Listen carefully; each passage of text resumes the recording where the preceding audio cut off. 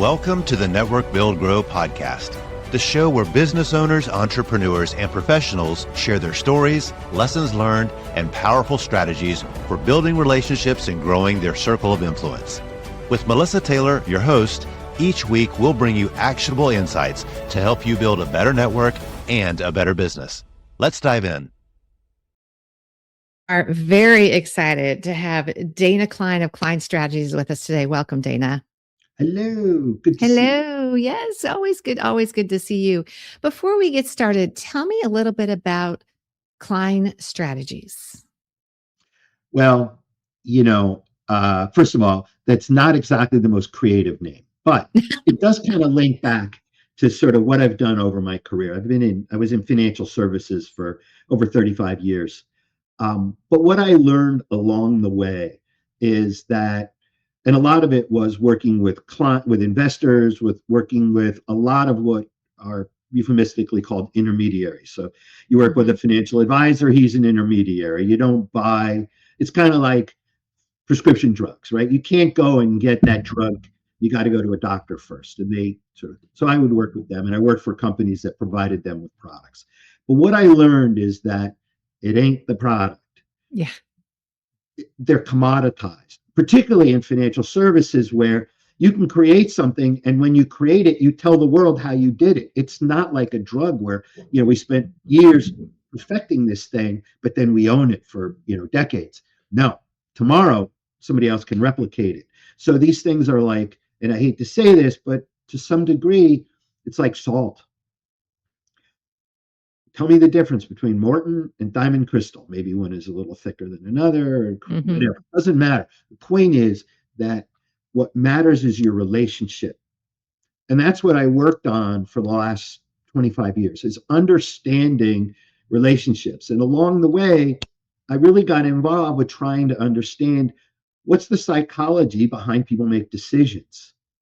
And for the last several years, I really focused on that and trying to get salespeople, business development people, even leaders within our company to understand that if you want people to do something, you have to find a way to influence them. And the best way to do that is to understand how they think.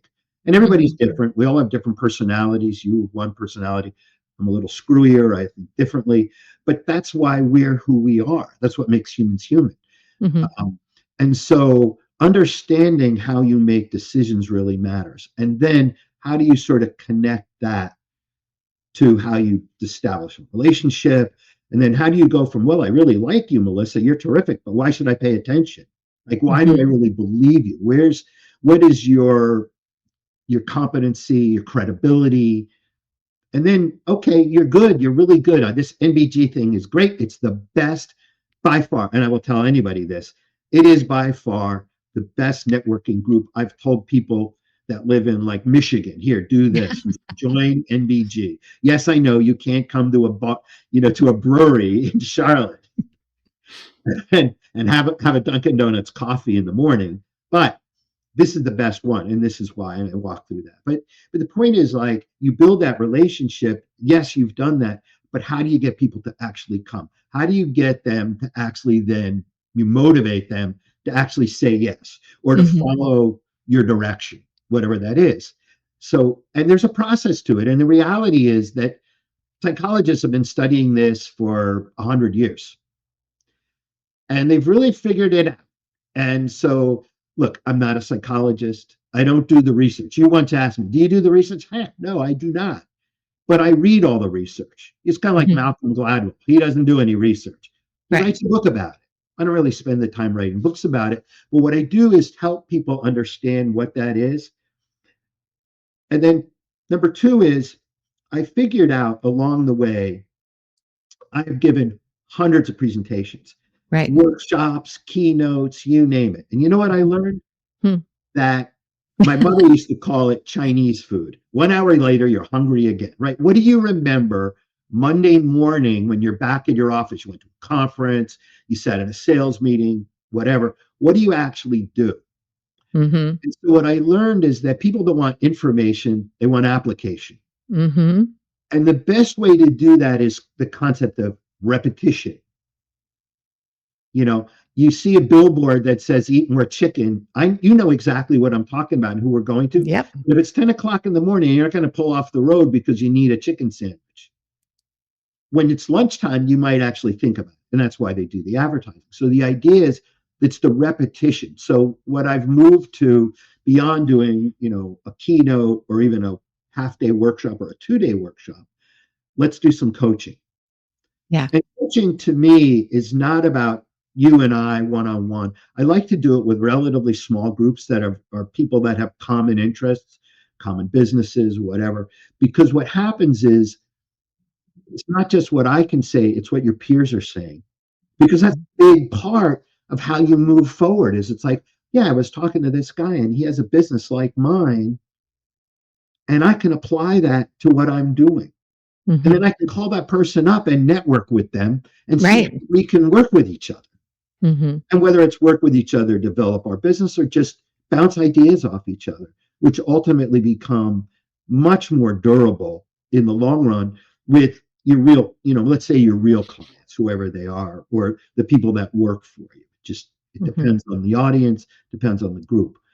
And I think that Yeah. makes a huge difference in terms of really seeing results because I'm very results oriented, and Right. believe me, I have sat through, not just have I given speeches, but I've sat through lots of workshops.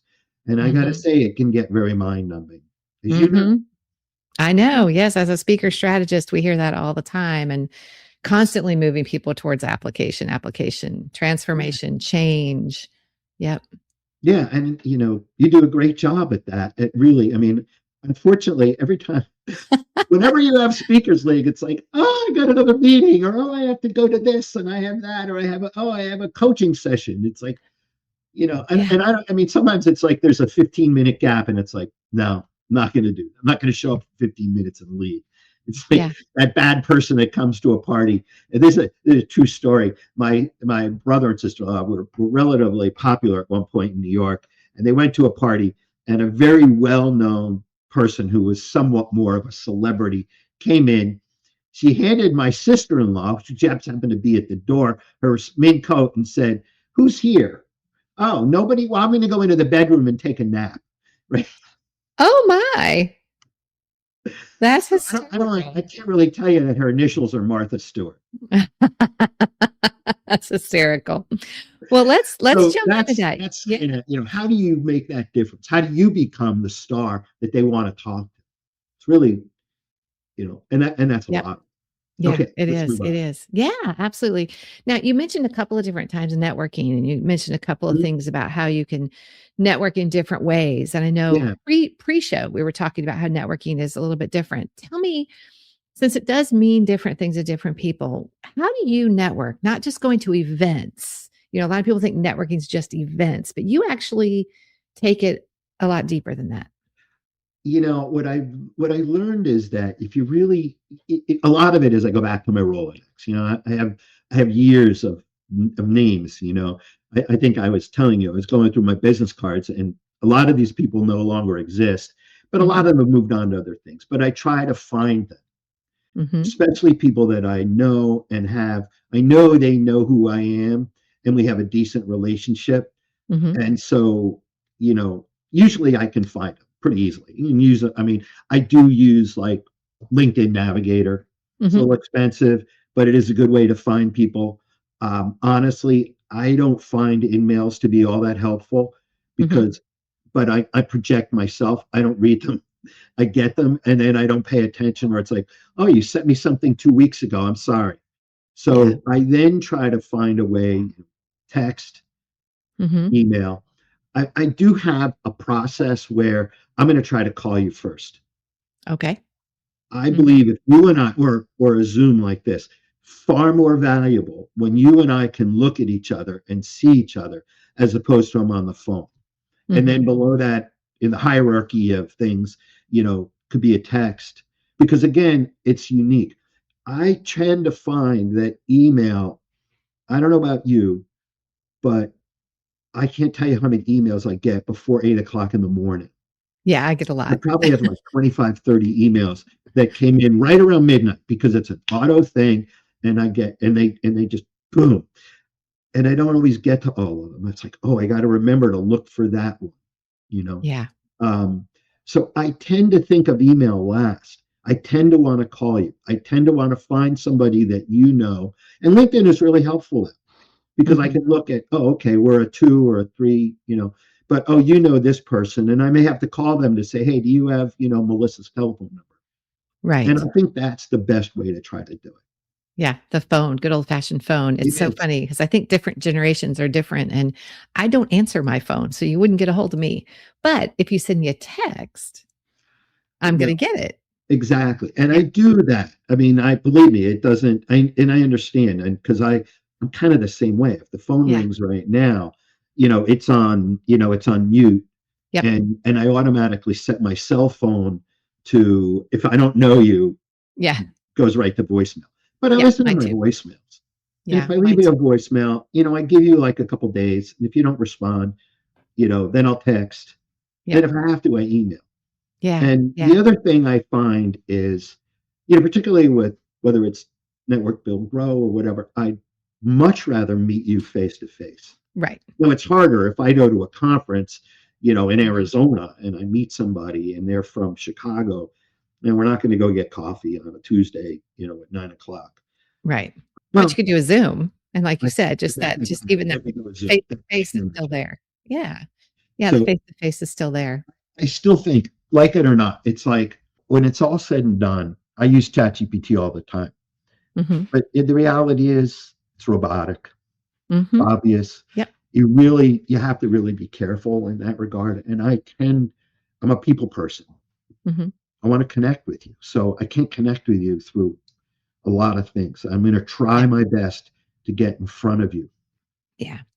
And the thing about AI, ChatGPT, Claude, Perplexity, whatever you're using, is it doesn't allow the person that's receiving it to connect with who you really are sometimes because it's not really you writing it. Right. Even as I mean, you can prompt it and you can put your personality in there and you can do all the things, but it's that nuance of how you speak. And until it really learns you, it's not going to have that. So are they really connecting to you? Like my daughters, they use the audio version. I don't really Hmm. think about it. And then they get, some kind of voice back. And I guess theoretically it's hearing more of your nuances and the way you Hmm. talk. Yeah. But I just find like I will use it because it to me, and we were saying this earlier, it gets me down inside, I'm in the Yeah. red zone. I might Exactly. even be on the 5 yard line, but I gotta reread it and I gotta go Hmm. back and change it. And Hmm. even then, uh, it's like getting ready for a speech when I'm sitting there, I'm redoing all my slides right before the presentation, not because I don't know what's there, but it Yeah. there's always like, oh, I could say it different this way. Yeah, and it's one of those things that, like, AI doesn't have your gut reaction. Yeah, It doesn't feel that gut reaction that you feel as a speaker or as a human to right. connect with other people, so it's really important. It's interesting because we hear a lot about AI. We just had a big panel discussion with a bunch of AI experts, and Yeah, AI is a tool, just like any other tool that we've had. A great tool, a very informed tool, a very useful tool, but it is a tool. And so having that human oversight at the end before you hit send, so to speak, right. very important. It's Very huge. important. Yeah, it's And huge. because it's kind of like a lot of things. I have hit the send button and then realized it's almost like autocorrect. I Yeah. had This is a stupid thing. I was sending a text to somebody. He goes by Smitty. Every single time I wrote it, it came back smutty. Luckily, I caught it. But if I hadn't, I would have hit the enter button and moved on. Yeah, that'd have been really too bad. It would have not done well. Yeah. If you network for your business, you already know follow up is everything when it comes to growing relationships and driving success. But here's the thing, most of us want to follow up well. We just get stuck. Staying consistent, keeping it personal, making it stand out, it's hard. That's why I use NetEffect.io. It makes follow-up simple, cuts through all the noise, and helps me stay on top of every relationship without dropping the ball. I never miss a follow-up, and honestly, my network wouldn't be the same without it. So check it out. neteffect.io. And right now, you can use promo code NBG50 for 50% off of your first month. neteffect.io, your secret weapon to unforgettable follow-up. So back to the networking, you mentioned that you are reconnected with people in your Rolodex, both showing Right. our age there, the Rolodex, right. You're putting people into a system now, a CRM. And, how far back are you going? Like, I know you've had a long career in corporate. Like, how many years is too many years to reach back? Honestly, 25, 30 years. Yeah. Okay. If I still know them. It's Yeah. really interesting. I went to the opening day at Pactel Park in San Francisco. Mm-hmm. And they gave you like a lanyard, it's kind of like when I was a little kid, you showed up, it was like bat day, you got a free bat, and you got a lanyard. And I found this thing as I'm cleaning out my office, and I sent it to one of the guys that I sat there with. And then we went down this, remember when we went to basketball games together? Remember when we did this? And it rebuilds that connection. Mm-hmm. Sometimes it isn't about, oh, hey, can you now give me a link to somebody? But I now know that I can call them up. Oh, do you remember so and so? Do you have their phone? So yeah. It's again, it comes back to human connections, because what we're talking about is human connections. We're not talking about writing code, and now we've been displaced by Claude or whatever. It's really about how we build these relationships, and that's what makes all the difference. And it doesn't matter even for my daughter's boyfriend. They've been living there together for a while, so I'm hoping he's a future son-in-law. Right. Really good guy, but he's a code writer, and he's really worried. I bet. And it's like, yeah, have you thought about picking up a hammer? No, I'm just kidding. Yeah. But the reality is, for somebody like that, it's like, you need to build, and I just call it durable relationships. It isn't just about your ability to write code. It's your ability to connect, because then people will want you on their team. Mm-hmm. Yeah. Because just like ChatGPT or whatever, you need to have that person that sort of checks it out. Mm-hmm. I like that. Make sure it works. Yeah, I like the concept of a durable relationship. Now, when you talk durable, you're talking loyalty, you're talking withstands time. You could not talk to each other for years even, and they're going to remember who you are and the relationship that you had. Well, even when I talk to salespeople about clients, like how, you have to go in with this notion that I'm going to build a long-term relationship with you, even if it's a transaction. Right. I'm in the relationship business, not in the transaction business. But even if you're, a car salesman, people buy more than one car. They may not come back for 5 or 10 years, But their sister might, or their neighbor might. And if they like you, they're going to recommend you. And that's a huge, huge part of it. It's like, listening to Vance talk about the Disney approach. Yeah. Right. I mean, I worked with a guy who had worked with Ritz-Carlton. And it's really a lot of the same things, right? Ritz-Carlton wants you going to the Ritz-Carlton, and wants you to go to the Four Seasons. Right. Right. And it's a lot of really understanding who you are and how do you build. I wrote a program many years ago called The Art of Wow. How do you wow people? Because if you do that, they're going to not only remember you, but they're also going to use your name with others. They're going to refer you to their friends because, wow, look what this person did for me. They were really paying attention. It wasn't just that they were providing me with a service or a product, whatever it was, but they went above and beyond. And when you do that, that's when people will pay extra money to stay in a Ritz-Carlton as opposed to, even a regular Marriott or the Motel 6 for that matter. It isn't just about, the fluffy pillow. If you want, I can give you a quick story about that. Yeah, real quick. Give you a real quick story. So many years ago, I used to stay in a hotel that was actually connected to the building where I worked out in Denver, in Cherry Creek. And Marriott, it was owned by Marriott. It was a JW Marriott. They changed all the bedding. They were trying to compete with the Heavenly Bed at Westin. and they made the pillows the size of like a throw pillow on your couch. Oh no. And I walked in, I had a king size bed. I had 6 pillows, about yo big. The next morning I woke up, my head was off the pillow. My neck hurt, and I get a survey. And I basically, how was everything? And at the end of the day, how was the room? 2. How was the bedding? 1. And I get an email immediately, like within a day, from the general manager saying, "Oh my God, what can we do? You stay here a lot, blah, blah, blah." And I said, "There's nothing you can do, because either one, you had to buy those pillows. Somebody back at Marriott said, this is what you own, Right. and put these on the bed, and here's how you do it." And I said, that person either, 1, never slept in a Marriott on those pillows, or 2, their head is the size of a pin.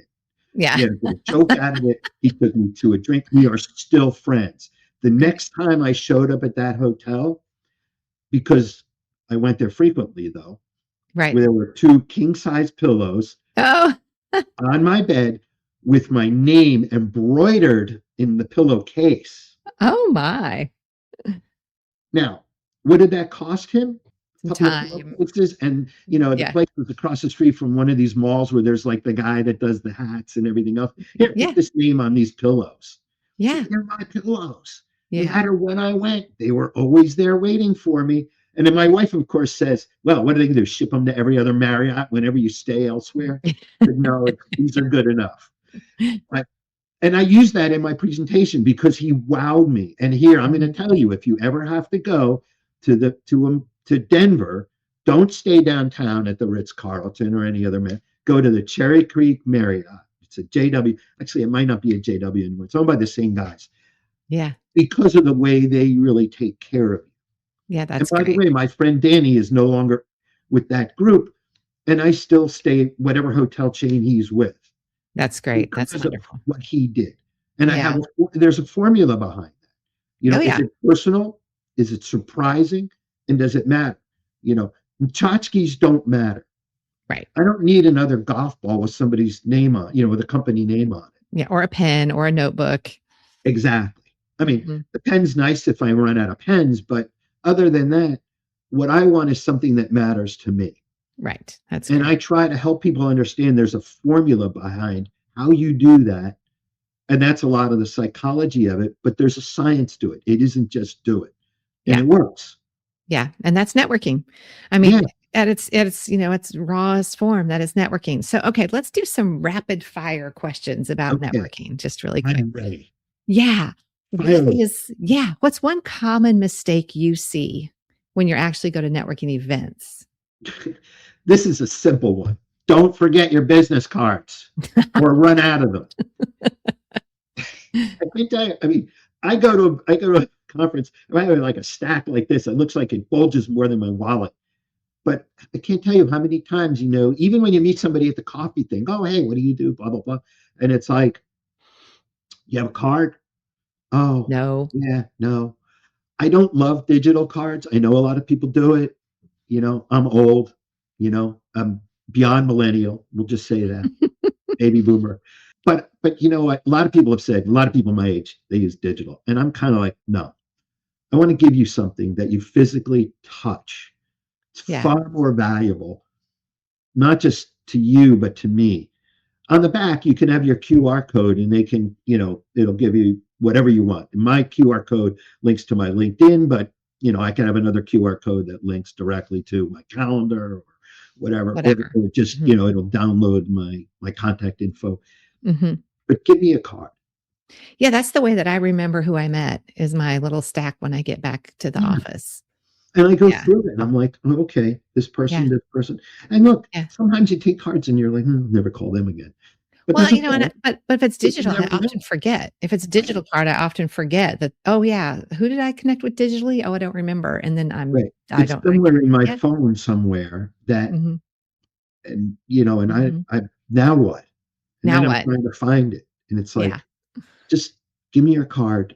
Yeah. Maybe it's just old man. I keep the cards.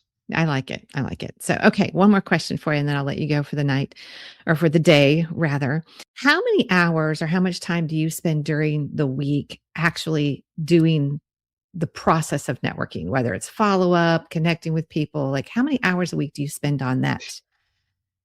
that I strategy? hate to say, I mean, to a degree, honestly, for me, more than I like. I would rather be talking to you like this or in a coaching session or whatever. Hmm. You know what? I'm not doing the follow up. I'm not getting the clients. Right. So I look at it, I mean, for me, it's a necessary evil as much Hmm. as I love connecting with people. But Hmm. so I have to basically sit myself down. And when you ask about the total amount of time, really, it's probably more than 50%. Yeah. I mean, Because it really networking is. to you is more of a lifestyle. It's not only just networking, going to networking events, following up, but it's also reaching back and connecting and having a conversation and all the things. Yeah. And I will say I use Go High Level for Yes. my CRM. Hmm. It's less expensive than Salesforce, but I can automate it. It's a lot Hmm. of work to automate it. That's probably that's another 50%. Um, but once I get it, it's up and it's running. Hmm. And I have to go in and change some of the responses and some of the things before I hit the send button on an email. But it does kind of automate some of that process so that Right. if you and I talk, tomorrow, well, it's still early. You might get something tonight, or you might get it Hmm. first thing in the morning. Hmm. And if you don't respond, it's going to send you something, and I can set it for, 2 days, 3 days. I mean, I am sensitive about how much do I want to flood your inbox, Yeah. Yeah. Me too. but I do have this hierarchy. I'd rather talk to you, Hmm. not, well, like this or by phone, Hmm. than text. Emails. The problem with emails is I get too many of them, and I We think all so do. does everybody else. Yeah, we all So, do. We all do. And so sorting through that, I'm a zero inbox girl. I like all my inboxes to be at zero by the time I leave for the day. So I do keep it clean. So that's at least helpful. yeah, see, I'm like, oh, God love you, because I don't. I kind of skim through them, and Hmm. I ought to go back to that, and then I never do because it wasn't that important. Yeah, I And I, snooze those so they come back when I want them to come back. yeah, I should probably do that. I just leave them Yeah. and then I go back later and then just delete them all, like, Yeah. whatever it is. So a lot of it's like, the same organization or same person or whatever, and I'll just delete Right. it. But Yeah. yeah, Makes sense. I just find that I get too many, Hmm. and so I'm projecting. Yeah. You know, I Gotcha. use I use LinkedIn Navigator. Hmm. Uh, I don't always suggest it to everybody because it's not inexpensive, but I don't use their emails. And the only reason I Gotcha. don't use the emails is I don't respond to emails. So Well, there you because go. most So of them are you do what generated you're going by to LinkedIn. do. I don't have the time. It's like I just want to use my inbox. Yeah. There you go. And There you and I go. have multiple accounts. I have like a business account and I have my Gmail, whatever. Hmm. And it's like, Hmm. that's it. It's a That's lot. enough for me, Yeah. Yeah. with everything else. So I do have a tendency to try to compartmentalize. Uh-huh. I I do look at it as a way, here's how I can find people, but I don't use it as a connection thing. I'm gonna call you, text you, and then I'm gonna email you. Yeah. Thanks for being with us today. I really appreciate it. Oh, absolutely my pleasure. Yes. And I'll see you soon. You bet. Thanks for tuning into this episode of the Network Build Grow podcast. If you enjoyed today's conversation, be sure to subscribe, leave a review, and share it with a fellow entrepreneur or professional. And of course, if you're not yet part of our community, visit networkbuildgrow.com to connect with us. Until next time, keep building and keep growing.